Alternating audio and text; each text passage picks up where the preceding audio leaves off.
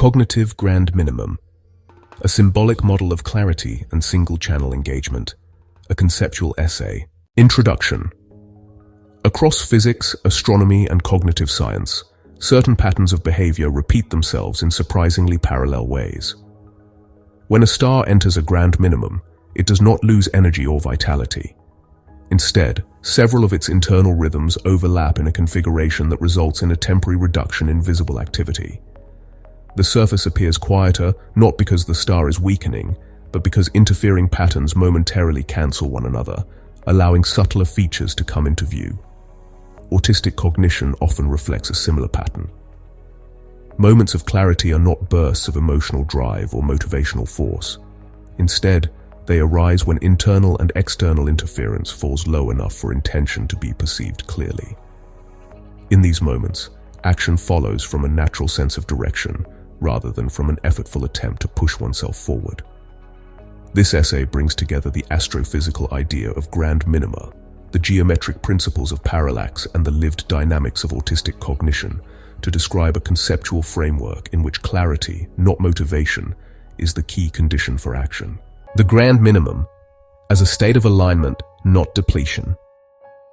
In solar physics, a grand minimum occurs when internal magnetic cycles fall into patterns that reduce their combined expression at the surface. The system becomes quieter because the rhythms interfere in particular ways, not because the star is running out of power. The dramatic dimming of Betelgeuse is a well-known example. Multiple brightness cycles overlapped, creating a deeper minimum than usual and revealing structures that are normally obscured by turbulence. The same idea can be applied to the mind. A cognitive grand minimum is not a loss of energy or motivation. Instead, it is a moment in which internal noise, emotional oscillations, competing intentions, sensory turbulence, and other mental pressures settle into a configuration that reduces interference. The landscape of thought becomes less crowded, and one direction begins to stand out. The mind is not empty. It is simply clearer. Pattern overlap and the emergence of cognitive quiet. The mind is composed of many overlapping cycles. Emotional rhythms rise and fall. Sensory load fluctuates. Attention expands and contracts. Social pressures intensify or recede. Biological clocks impose their own patterns. Memories and habits create resonances of their own. When these cycles move out of phase with one another, the result is noise.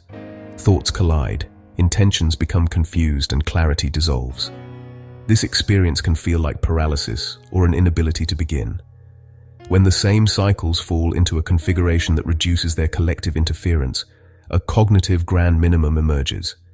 Interference drops, noise softens, and competing influences retreat. This is not a shutdown, but a moment of coherence. The deeper structure of intention becomes visible because the patterns around it have quietened. Parallax as the structure of emerging clarity. Parallax, the method by which depth is determined from multiple viewpoints, relies on three conditions. First, there must be a stable baseline that does not shift. Second, the viewpoints themselves must be steady enough to compare. Third, distortion and noise must be low. During a cognitive grand minimum, these conditions tend to arise naturally. The baseline becomes stable through routines, predictable environments, or sensory grounding. Internal viewpoints such as desire, obligation, fear, or memory settle enough to be compared meaningfully. Noise and distortion fall as the internal cycles align into a quieter configuration. In this state, the mind is able to triangulate its own intention. Clarity takes shape because the conditions for perceiving it have been met. When these conditions are absent, intention feels blurry and uncertain, as if the internal measuring instruments are shaking too much to focus. If action arises from clarity, not motivation, traditional explanations of action rely on notions of effort, determination, or emotional intensity. In autistic cognition, this frame often feels incomplete or inaccurate. Action is far more linked to perception than to force. What feels like motivation is often the experience of unobstructed clarity. In a cognitive grand minimum, the mind does not gain extra drive. Instead, it gains the ability to perceive the intention that was already present. The next step becomes obvious rather than effortful. Movement arises because nothing is obscuring the path. An autistic person does not feel more motivated in these moments. They feel less blocked. This understanding reframes the entire discussion. The key to action is not an increase in motivation, but a reduction in interference.